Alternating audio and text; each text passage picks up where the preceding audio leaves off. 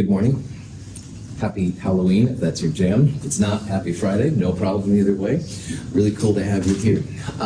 Quick reminder that Monday afternoon when I meet you for lab, we'll turn in the Lewis Structures lab we started on Monday.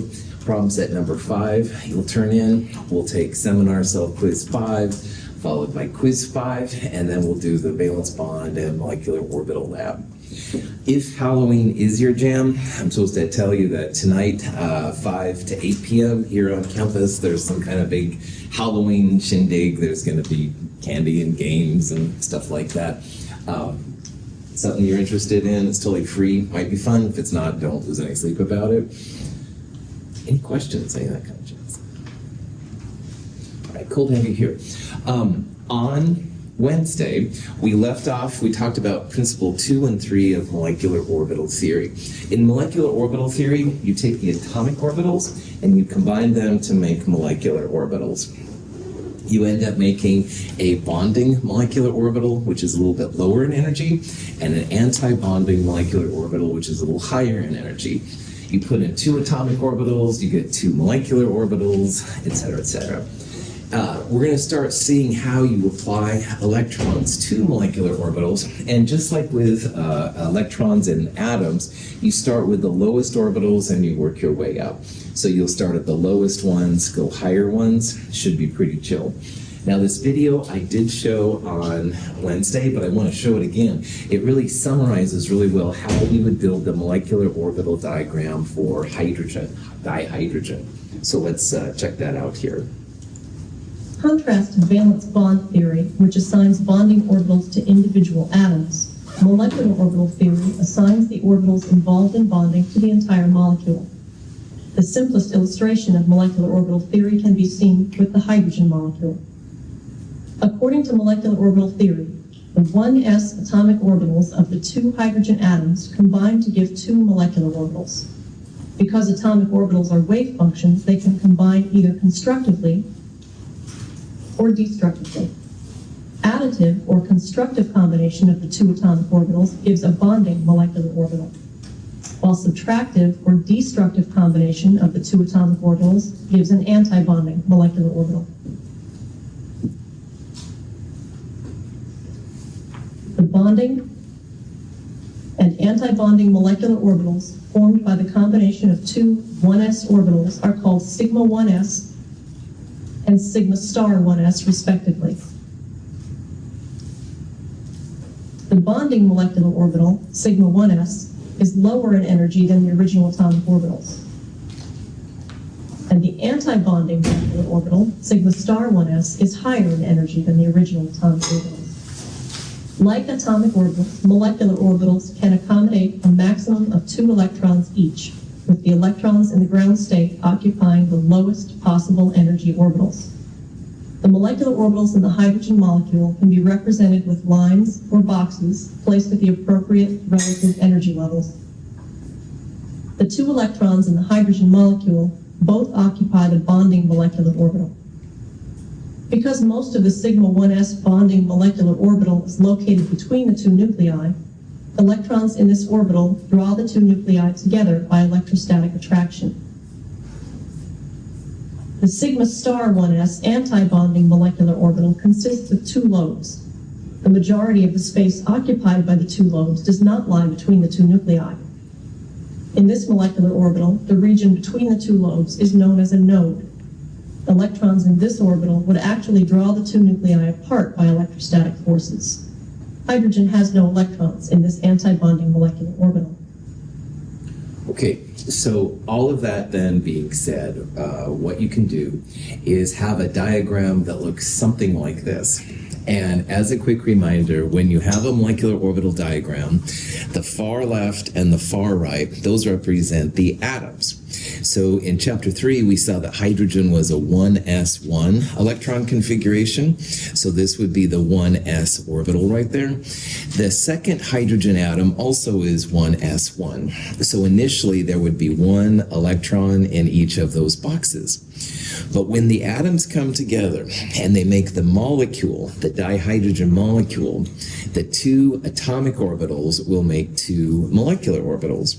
One of them is lower in energy it's called a bonding orbital. The other one is higher in energy, and it's called an anti-bonding orbital. And you can see there's a little star right there. Chemists use the star to represent anti-bonding molecular orbitals.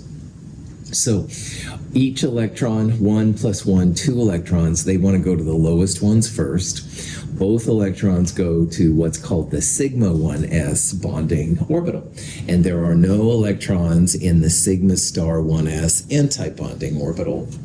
So this right here is the molecular orbital for H2, all right?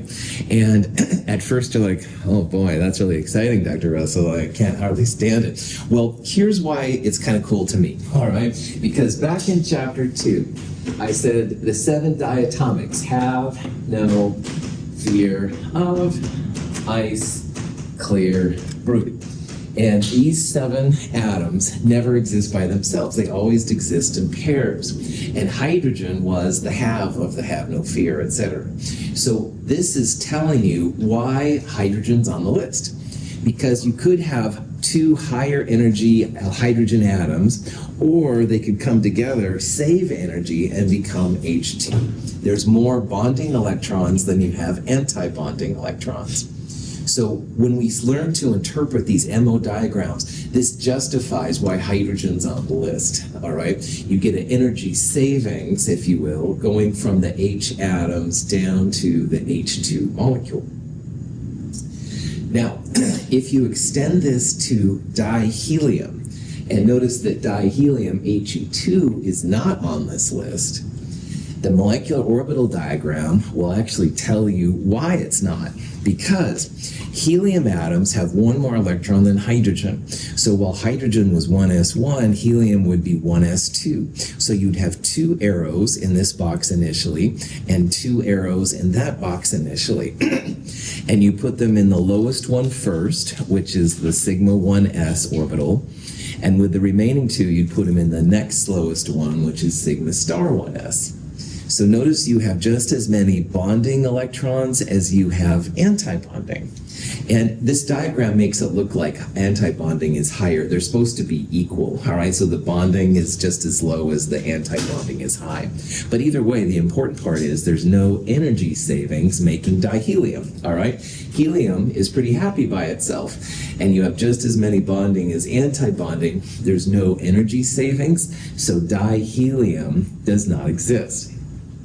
So again, it's the same diagram as we used for H2. It's just that since we have more electrons, we've got some in the anti-bonding there. And I'm kind of letting you know that this is not a good molecule. It doesn't happen.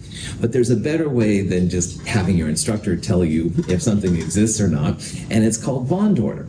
And bond order is a way to tell if a molecule is going to happen or not. So bond order is a quick math thing you can do.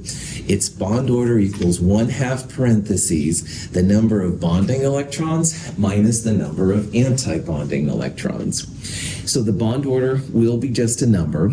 And for us, as long as the bond order is greater than 0, that means it's going to exist. It's going to happen. And we're going to see some bond orders of like 1/2. Even that's enough to make it happen. On the other hand, if you calculate a bond order of 0, and in other classes you might even see bond orders that are less than 0, we won't see them here, but it's possible, that's going to mean that the molecule is unstable. There's no reason for it to form, all right? So it depends on the number then to tell if something's going to happen or not. So this is the molecular orbital diagram for H2 once again. And if you wanted to find the bond order, 1/2 parentheses bonding electrons minus anti-bonding electrons. So there's 2 bonding, there's no anti-bonding, 1/2 parentheses 2 minus 0, bond order 1. That means that hydrogen is stable. It's going to happen. So hydrogen, H2, actually prefers to be H2 than it does to hydrogen atoms, because you've got a little bit of energy savings. Now dihelium had both sigma 1s 2 electrons and sigma star 1s 2 electrons. You can do a bond order on that. Bond order equals 1/2 parentheses 2 bonding minus 2 anti-bonding. 1/2 of 0 is 0. Dihelium doesn't exist. All right, I don't believe it's ever been made, even in a lab, so. Any questions on that? Cool. Now, bond order has a connection to Lewis structures. When we drew Lewis structures, we had single bonds, as you know. There were once in a while double and sometimes even triple bonds. Well, a single bond is nothing more than a bond order of 1. All right, it's like a single connection to the other atom. On the other hand, a double bond, the double handshake I did with Gabe earlier, that would be like a double bond, a bond order 2. And if you had a triple bond, that would be a bond order 3. So for hydrogen, which had a molecular orbital bond order 1, that literally corresponds to a single bond between the atoms. And this is pretty cool because most of the time, the MO information we get will correlate pretty well with the Lewis structures. We're going to see there's some exceptions once in a while, but overall it's pretty cool. Bond order, as they go up, the bond length actually gets smaller. So a triple bond is usually smaller than a double bond, and double bonds are usually smaller than single bonds. But that's not as important right now. Just realize that if you see a double bond in a Lewis structure, that would be like a bond order 2 on a molecular orbital diagram. You calculate bond order using a molecular orbital diagram. You just look at the Lewis structure to tell what the number of bonds is for the bond order. Questions? Yeah. So maybe I'm jumping ahead a little bit, but when you are doing a MO diagram, you take the atomic orbital shell and the electrons that are in it, and then you fill the non-star first, and then... Let's make it easier, Brian. You start at the lowest one and work your way to the highest one. And the lowest ones will be the non-star, the bonding ones, you're right. But if you had, and there's weird combinations of MOs out there, if you happen to have a starred one, or there are actually non-bonding ones, whatever it is, it's just lowest to highest, man. Yeah, so if you have the MO diagram, it's just sprinkling the electrons in, putting them in the lowest spot possible and stuff. Cool. Other questions? Okay, so this is formaldehyde. Formaldehyde is used in funeral services and stuff like that sometimes. I don't want to know what it's used for, although it is Halloween. Anyway, prop that back on. In this case, formaldehyde, this is the Lewis structure. There's actually 2 lone pairs on oxygen, whatever. We want to know what the carbon-oxygen bond order is in formaldehyde. So what we would do on this Lewis structure is look, and you can see there's 2 lines, 2 bonds. 2 lines means it's going to have a bond order of 2, all right? The carbon hydrogens would have a bond order of 1 because they're single bonds, but the carbon oxygen here would be a bond order 2, okay? Cool. All right. Now, the 4th principle of molecular orbital theory is the reason why we're limiting in Chem 221 how far we're going to go with this. And what it says is that you're only going to have good molecular orbitals when the atomic orbitals that are being mixed are about the same energy. So what that means for us is that if you have a 1s and a 1s coming together, those are the same energy. That's going to create great molecular orbitals. However, if you remember from electrons in chapter 3, 1s electrons were filled in first and then 2s. And 2s was quite a bit higher in energy than 1s. So if you try and mix 1s and 2s together, that's not going to be very good at all. I don't think it would be good at all. On the other hand, 2s plus 2s would be fine. But if you try to mix, say, 3s and 2s, that would be really funky. Now, in this class, we're only looking at 2 atom systems, diatomics, that go up to neon, all right? When you start getting into sodium, which would be the next atom, or even chlorine, then you start having 3s and 3p. And as you go up higher on the atoms, the orbitals get closer and closer and closer to each other. So they begin to mix together. So instead of, say, 2s and 2s making two molecular orbitals, if you had 3s and 2p, you might see some really weird combinations, and it just gets more complicated. This is where computers really help out. It allows you to figure out which ones will mix with which. But anyway, we're only going to look at 1s and 1s interactions, 2s and 2s interactions, and 2p and 2p. But if you got to 3s, then you'd have to start thinking about how 3s maybe mixes a little bit with 2p, or 3s mixes with 3p, and it just gets more fun than we need in Chem 221. So here's a question you might see. It says, which of the following combinations of atomic orbitals would create the best molecular orbitals? And again, you ideally want them to be about the same energy, all right? So 1s plus 2p, probably not too good. 2p and 3p would be quite a difference. 4d and 4f, definitely. This answer doesn't make any sense. 5g would need it too. But anyway, you can probably see that c, 3d, and 3d, that would be a good combination. Those orbitals are both the same energy, so they should mix pretty well. You may have to think about 3d and 4s or something like that, but at least the 3ds and 3ds should be the same energy and be able to mix pretty well. Questions? All right. So I'm a big Star Trek guy. I love dilithium. That's what made the Enterprise have warp drive. You don't have to like Star Trek to do well. Dilithium is actually something that can be made. Supposedly in this crystal, there's some dilithium. I don't know about that, but anyway, dilithium does not make the Enterprise have warp drive, at least not yet. Darn it. But we can dream. But anyway, neither here nor there. This is dilithium. Now, it's not as exciting as Star Trek, that's for sure. However, it is kind of fun to think about it. Now, lithium, the atom, is 1s2, 2s1. So on a molecular orbital diagram, the left-hand side is the first lithium, and the far right-hand side is the second lithium, which is also 1s2, 2s1. Now, the 1s is not going to mix with the 2s because they're too far in energy, which is why we're doing these examples. So we only worry about 1s and 1s coming together and 2s and 2s. Now, 1s, when it came together with 1s, like we saw with dihydrogen and dihelium, you had a sigma 1s and a sigma star 1s. This is the anti-bonding, and this is the bonding. And it's the same kind of thing with the 2s, all right? It's going to make sigma bonding and sigma anti-bonding. They just changed the 1s's to 2s, all right? Lower one is bonding, upper one is anti-bonding.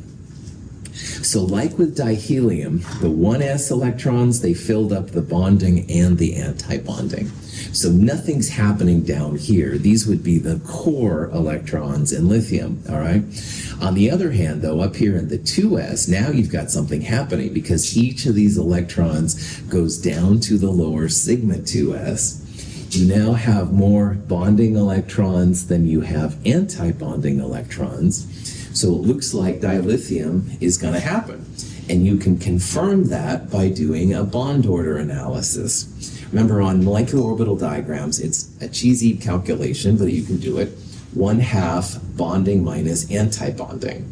Now, you can take the total bonding electrons.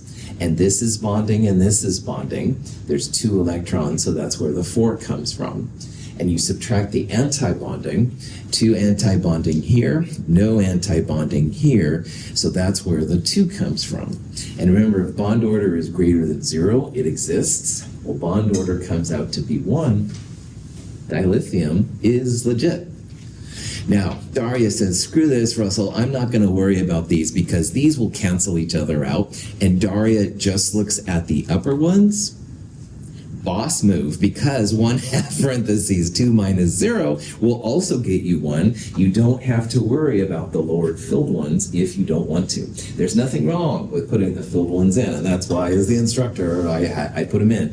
But if you want, you can literally just focus on the top grouping, and you'll be good to go.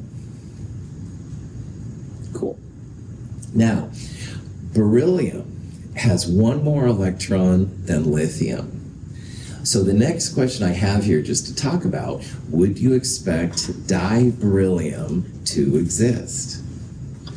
So instead of having 2s1 like lithium did, there would be 2s2 here and 2s2 here. Do you think, good, aha, Ioana says, no way, right on. Yeah, if you have 2s2 on the left and 2s2 on the right, the first 2 electrons will be just like dilithium here, but you're also going to have a filled anti-bonding shell. And if you have a filled bonding and anti-bonding, if you calculate the bond order, it's going to be 0. So yeah, so diberyllium shouldn't exist either, just like dihelium, all right? There's no energy reason for that molecule to be made. Yeah. Any questions on that? Okay.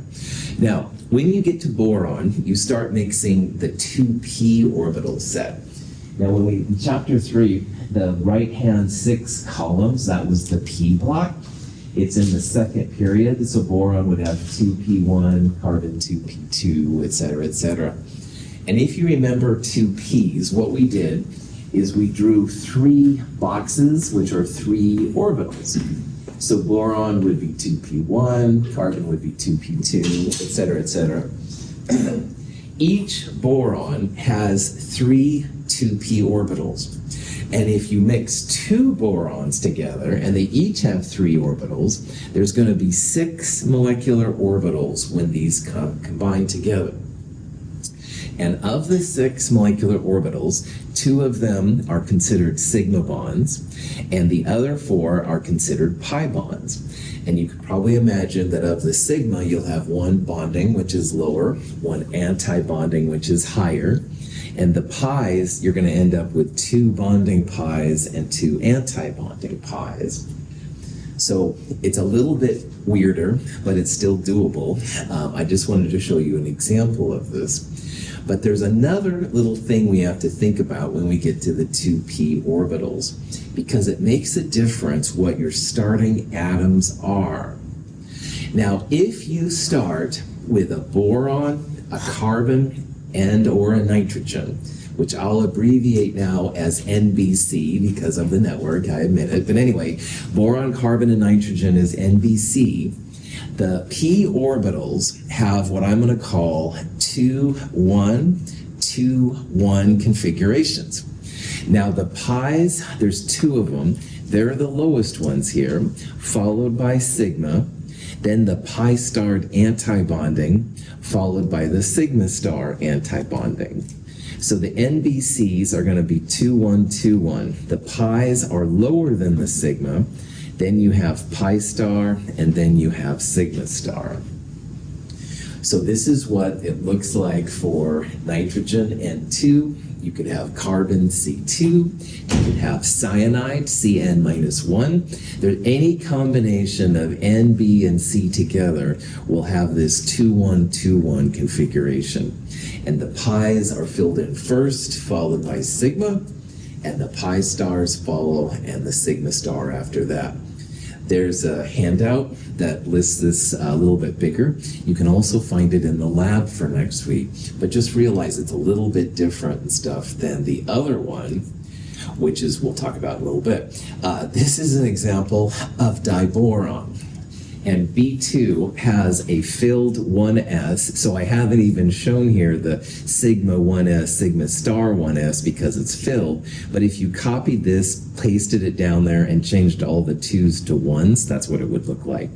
So boron is 1s2, which I'm not showing, 2s2, 2p1. So the 2s ones are completely filled. They're not very exciting either. But it's the action, if you will, is up here because boron is a 2p1. So you have one electron from the first boron and one electron from the second boron. And they're each going to go to that lower pi 2p orbital. This is what diboron looks like. And again, you know it's one of the NBCs because you have 2 pi's first, followed by 1 sigma, 2 pi star, 1 sigma star, the 2-1-2-1 configuration. Now, why this is a big deal is because on the 2p list, NBC is only half of the 2p elements. There's also oxygen, fluorine, and neon. So what my students and I have called this in the past sometimes is phone, all right? And you don't have to use these, okay, by any means, but I want you to realize that the first 3 are different from the other 3. So this is the phone diagram, and I'll refer to it as 1-2-2-1 because the sigma is now lower than the 2 pi's. So if you look back in your notes, the NBCs, the pi's were first and the sigma was second. For whatever reason on phone, the sigma is first and the pi's are second. The pi star and the sigma star are the same, all right? So it was 2-1-2-1 earlier, and this is 1-2-2-1. All the anti-bondings haven't changed. It's the bonding ones that flip places, which is kind of weird. So in this case then, this was the diagram you'd use for O2 and F2 and stuff like that. And believe it or not, we'll look at some combinations with neon atoms, which are possible. We'll talk about that more in lab. This is a diagram for O2, oxygen, which by the way is also on our list up here, so you can see. Again, I've ignored the core electrons because they just kind of sit there. You have just as many bonding as anti-bonding, similar to what you have in the 2s area, just as many bonding as anti-bonding. The excitement is in the 2p's, those outer electrons. So oxygen is 2p4, so you'd have 4 electrons on the left and 4 electrons on the right. And Prof. just so we're all clear about that, 2p4 you can get from the periodic table. Boron would be 2p1, carbon 2p2, 2p3 to nitrogen, 2p4 to oxygen. So 2p4 on the left, 2p4 on the right, 8 electrons will go in the middle. So like Brian asked about earlier, you just want to start in the lowest ones and work your way up. So 2 in the sigma 2p, you'd have 1 and 1 separate in pi 2p first. That's Hund's rule. You'd then have 5 and 6 to pair up those 2 electrons in pi 2p. And then finally, the 7th and 8th electrons each go in their own molecular orbital. And we talked about in chapter 3 how the electrons go in their own orbital first. They only get paired up if there's no more room. So that's why this would be written as 2 separate electrons, not one orbital with 2 of them together. Questions? Okay. Magnetism, you can probably see it becomes something you can predict based on molecular orbital diagrams. Now, on, I think it was Wednesday, I don't know what I had for breakfast this morning, but anyway, we talked about how the Lewis structure for O2 looks diamagnetic. You have bonding pairs, you have lone pairs, but you don't have single electrons anywhere. And we saw that when oxygen was poured through that electromagnet, the oxygen actually stuck between the plates, so that shows there's some magnetism. It's unclear, based on the Lewis structure, that that would even be a possibility, because everything looks diamagnetic. But lo and behold, MO clearly shows that you have unpaired electrons. There are these pi star 2p electrons. This is why the oxygen was sticking in the magnet, all right? It actually stuck right there because of those 2 odd electrons. So this is one of the things why people say, oh, MO is so much cooler than valence bond. And it's not too difficult. You don't need your TI 2000 calculator to figure that out either. Now, in the video we saw, as well as oxygen sticking, it also showed N2 just going right on through the magnet. And the molecular orbital diagram absolutely shows that as well. Now, N2 is part of the NBC, the 2-1-2-1 configuration. But when you put in the electrons, they're 2p3 on both sides, so 6 electrons total. So you go 1, 2, 3, 4, 5, 6 like that. Every up has a down electron. N2 is diamagnetic. And the Lewis structure looks like it's diamagnetic too. It's only for O2 and a couple other ones that for some reason the MO is better at predicting the magnetism than we don't. So this molecule is diamagnetic because every up electron has a down electron. In the last example with O2, there was an up electron there without a down and a second up without a down. That's why the O2 is paramagnetic, N2 diamagnetic, and this is truly one place where MO is seen as super cool. At least for chemists anyway. Any questions on that? Okay. So here's a question that shows another power of molecular orbital theory. And this question says, is N2 plus paramagnetic or diamagnetic? Now in this diagram right here, we have neutral N2, okay, neutral N2 with just neutral electrons. If you want to make it positive, do you add an electron or do you take away an electron? Take it away, that's right. It seems weird, but taking away makes it positive, adding electrons makes it negative. So this is one place where molecular orbital diagrams are really cool. To figure out what the N2 plus molecular diagram is, you just start with neutral N2, which we have right here, and you take away one of what's called the highest occupied molecular orbital electrons. Yes, it stands for HOMO. We're adults here, so let's keep it on an adult level. But the highest occupied molecular orbital electrons will be the first ones out. They're kind of like valence electrons. All right, they're the ones that make bonding. So if you want to make N2 plus, we're going to take away one of those sigma 2p electrons. And if you take away one of the sigma 2p electrons, then you'd have one electron still there. That electron wouldn't have a partner, so it's going to be a paramagnetic thing. So the highest occupied molecular orbital electrons are actually really important here because those are usually the electrons that are going to be the first ones out. They're the easiest ones to extract. But the cool thing is you can quickly figure out bond order and all kinds of stuff. Start with the neutral version and go from there. Any questions on that? Okay, so if you start making ions, chemists worry about not only the HOMO, the highest occupied molecular orbital, but they also concern themselves with the LUMO, as we'll talk about in the next slide. Now, this is an example of O2 plus 1, all right? So neutral O2, we saw a few slides ago, had an electron right there, but if you're going to take away an electron, it's going to come from one of the highest occupied molecular orbitals, which would be the pi star 2p in this case. So this molecule is still paramagnetic. It still has one unpaired electron, maybe not as paramagnetic as normal O2. But you can quickly find the bond order, all right? I'm going to ignore all the lower ones. 1/2 6 minus 1 comes out to be 2.5. Pretty cool. Now, if you wanted to try and figure this out with a Lewis structure, you'd have to basically redraw the structure. You'd think about valence electrons, you take it away, and it would be difficult to have a 2.5 bond.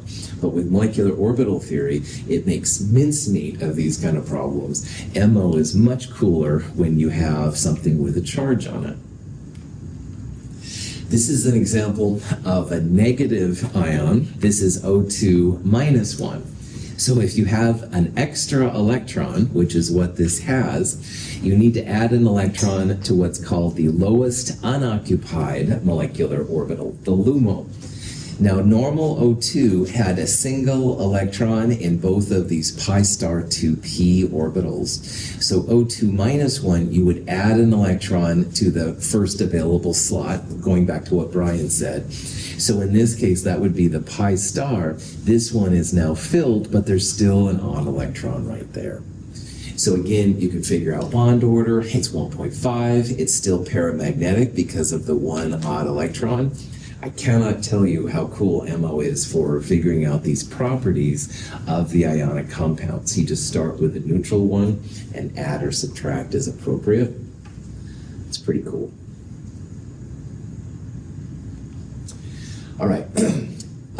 We will draw in lab, and at first I recommend you draw the complete version of the MOs because it takes a little bit to kind of figure it out. But after a while, they'll get really boring, I won't lie. So a lot of times what people will do, and because it looks better on Microsoft Word and stuff like that, is they'll use what's called the shorthand notation. So here on the left, I have nitrogen N2. I haven't included, again, the sigma 1s and sigma star 1s electrons. But instead of drawing this diagram out, you can use the shorthand notation. So you would put in square brackets core or core electrons, which would represent the 1s. Then you put all of the outer ones, and you should put the 2s in as well as the 2p. So the first one here is sigma 2s. Notice we put it in parentheses, and then a superscript represents the number of electrons. So it's a little weird at first, but it is easier than writing out the whole diagram. So this would be sigma 2s parentheses 2, sigma star parentheses 2. This up here would be pi 2p, and there's 4 of them. You can combine pi 2px and pi 2py into a single pi 2p. That's not a big deal. You can do them separate, but it's just more work, so that's why it's legit to do it that way. And then finally, sigma 2p2 would be the outermost one. So notice we're going from the ones closest to the nucleus to the outermost. So these would probably be the ones that come out first, increasing energy.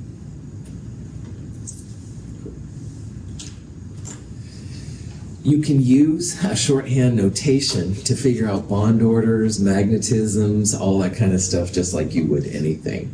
So in this question, I covered up N2, but I'm showing you here the shorthand notation. And it says, what's the bond order of N2 plus? So N2 plus means you're going to take away an electron.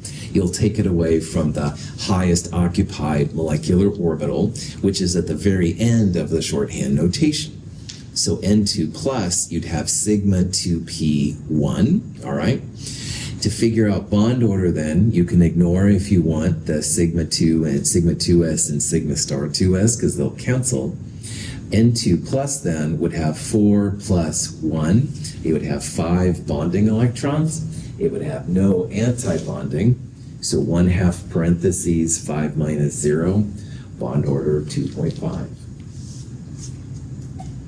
Cool. Any questions? All right. In addition to bond order, you can also figure out the number of sigma bonds and the number of pi bonds.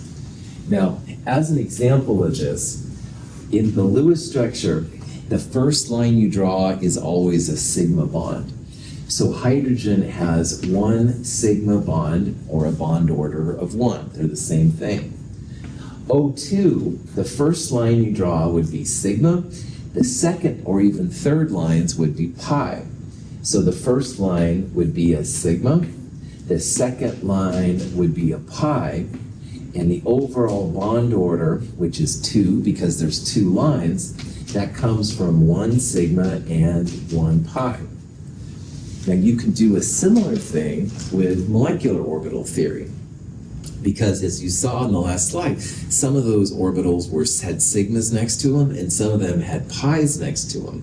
So if you want to figure out the number of sigma bonds, focus on just the sigma orbitals, bonding minus anti-bonding, but just for sigma. And if you want the number of pi bonds, focus on just those pi interactions, bonding pi minus anti-bonding. If you've done this right, sigma plus pi will equal the overall bond order. And this will be important, as we'll talk about later. So here is the diagram for N2 again. Core electrons just follow under there. Here's the shorthand notation. But what I'd like you to focus on here, I put in green all of the sigma electrons, and in kind of an orange color there, I put the pi electrons. So if you wanted to find the number of sigma bonds, you would ignore the pi's, just focus on the sigmas. So if you count up all the sigmas, there's 2 bonding sigmas there and 2 bonding sigmas there, so that's where the 4 comes from. There are 2 anti-bonding sigmas here, and the sigma star up there is empty. So there's a total of 2 anti-bonding sigmas.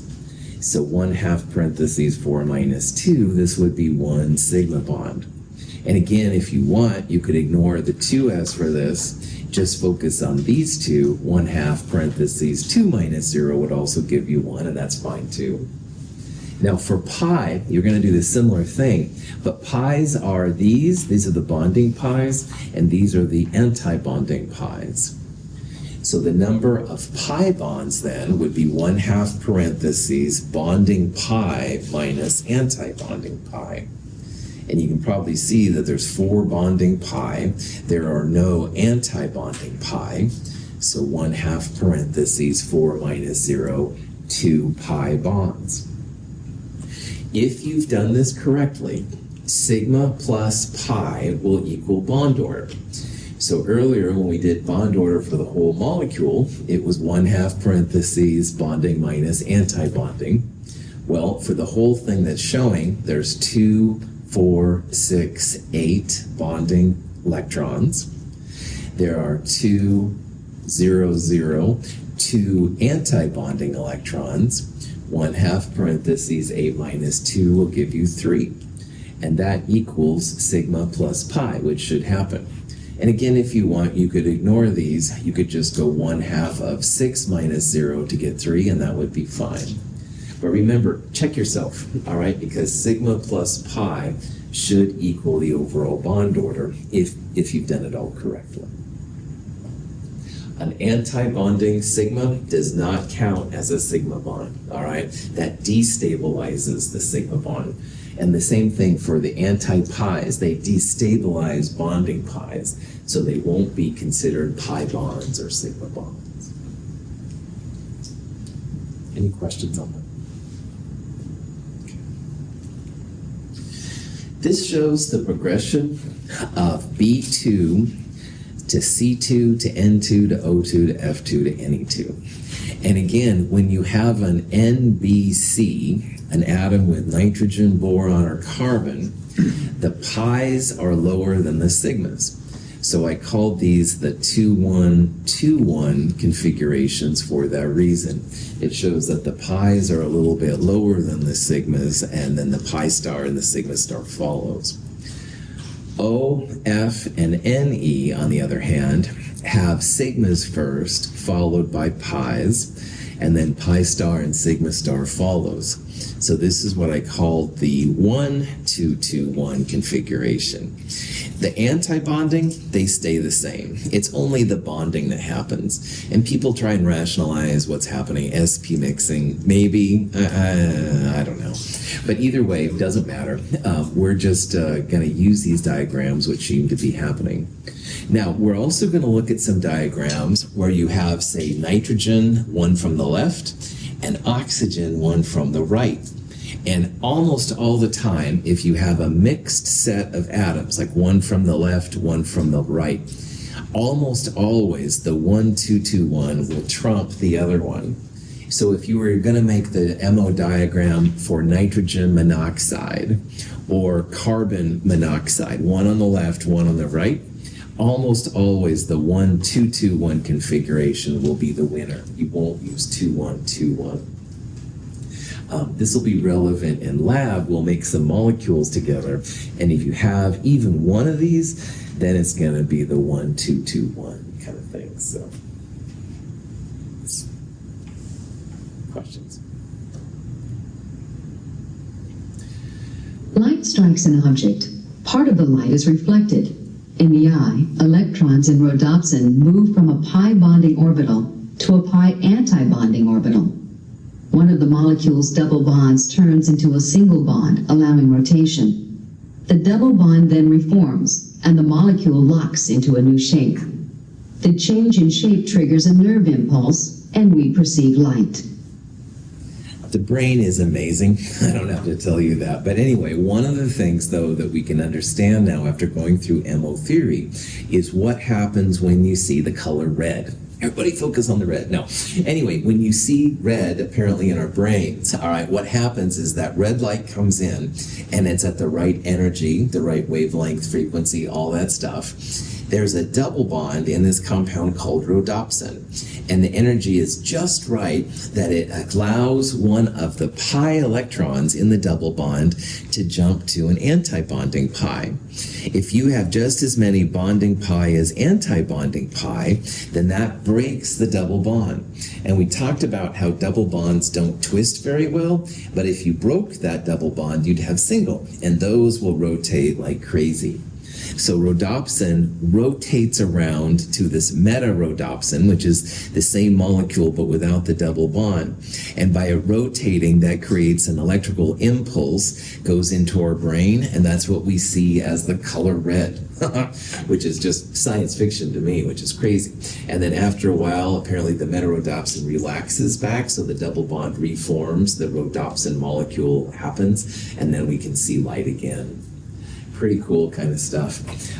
Organic chemistry and biochemistry is filled with these kind of things. So if you understand how an electron can just be excited to an anti-bonding pi to break that double bond, then you can have rotation. Things like nerve impulses can be sent through our brains to see the color red. Anyway, it freaks me out talking about it. Everything I studied was dead, okay? So that's why this always seems so weird to me. But this is a personal issue, nothing you have to worry about. But rhodopsin is cool. Molecular orbital can be cool too. Questions? Okay, that's actually it for chapter 5. I think I'm going to stop. This is a good place to stop. This is kind of a cool chapter. Talks about the other thing. On Monday, we'll talk more about valence bond and molecular orbital theory. Monday during lecture, we're actually going to start reviewing for the second midterm. Oh, the fun just never stops, but we'll deal with that on Monday. Have a wonderful weekend. Thank you for being here. Have a great time.